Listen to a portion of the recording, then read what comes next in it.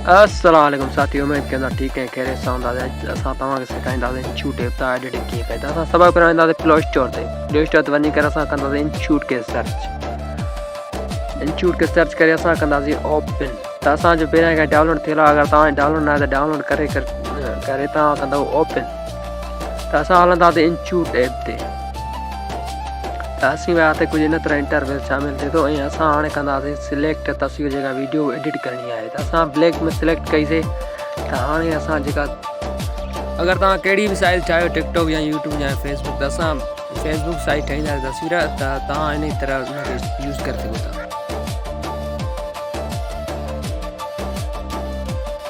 त असां हाणे हलंदासीं MG क्रिएट जो नज़र अचे थो न तव्हांखे MG कुझु।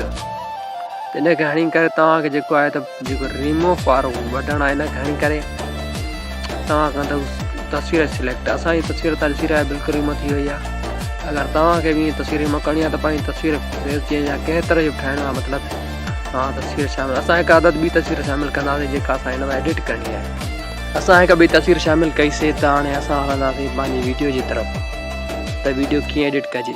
त असीं हाणे तस्वीर खे पंहिंजी जॻह ते बीहारे रहिया आहियूं। त कुझु ई देरि में जेको आहे त हाणे असां कंदासीं फॉन्ट जेके आहिनि वीडियोज़ वारा ऐं उनखे बीहारणो कीअं। हाणे असां तस्वीरुनि खे पंहिंजी वीडियो जा मुकमिल क्लिप वीडियो ताईं पहुचाईंदासीं जीअं वीडियो जी एंड ताईं पहुचे।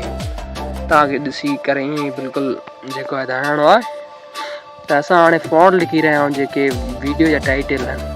तव्हांखे बिल्कुलु ईअं लिखी करे जेको आहे त तव्हां फॉन्ट किथां डाउनलोड करे सघो था। त फॉन्ट जेको आहे त तव्हांखे हणिणो आहे HL आहे। इन खणी करे तव्हांखे जेको आहे त थेलो नज़र अची रहियो आहे न हिकिड़ो, इन खणी करे तव्हांखे मथां इंग्लिश नज़र अचे थो। अरबी सिलेक्ट करणी आहे। अरबी सिलेक्ट करे तव्हां मुख़्तलिफ़ हंधनि जा मतिलबु त फॉन्ट अची वेंदा। तव्हांखे जहिड़ो पसंदि अचे जेको तव्हांखे माना सम्झ में अचे त उहो तव्हां जेको आहे त डाउनलोड करे बिल्कुलु बिना तरीक़े सां हणी सघो था। त हाणे असां जेको आहे त हिनखे फॉन्ट खे सिलेक्ट कयोसीं। त हाणे असां जेको आहे त हुनखे पंहिंजे हिसाब सां उन जॻह ते बीहाईंदासीं। त हाणे हिकु चकर सां ॿियो लफ़्ज़ जेको आहे उहो लिखंदासीं। तव्हांखे ॿीअं लिखिणो आहे, असां माना लिखंदासीं। मतिलबु त माना लिखी करे असां हुनजी जॻह जे उन हिसाब सां जीअं सुहिणो लॻे जंहिं तरीक़े सां त ॾिसी रहिया बिल्कुलु तव्हांखे ॿिन तरह एडिट करिणो आहे पंहिंजे हिसाब सां जीअं तव्हांजो टाइटल हुजे। त असीं हाणे लिखंदासीं ॿियो। त तव्हां ॾिसी रहिया बिल्कुलु इन जा कलर बि कीअं चेंज कंदा आहिनि। तव्हांखे उहो सम्झायूं था कलर किथां चेंज थींदा। हाणे असां हिन जो कंदासीं कलर चेंज। त तव्हां कलर आसान तरीक़े चेंज करे सघो था।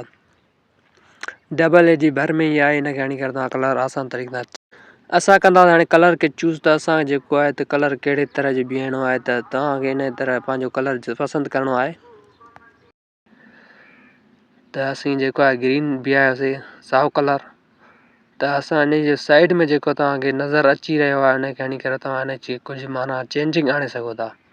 ईअं सुणो त असांजो थी वियो वीडियो मुकमिल तयारु। त हाणे असां कंदासीं एक्सपोर्ट, मतिलबु इन कंदासीं डाउनलोड। त तव्हांखे अगरि इन तरह जा वीडियो ठाहिणा त असांजे चैनल खे सब्सक्राइब।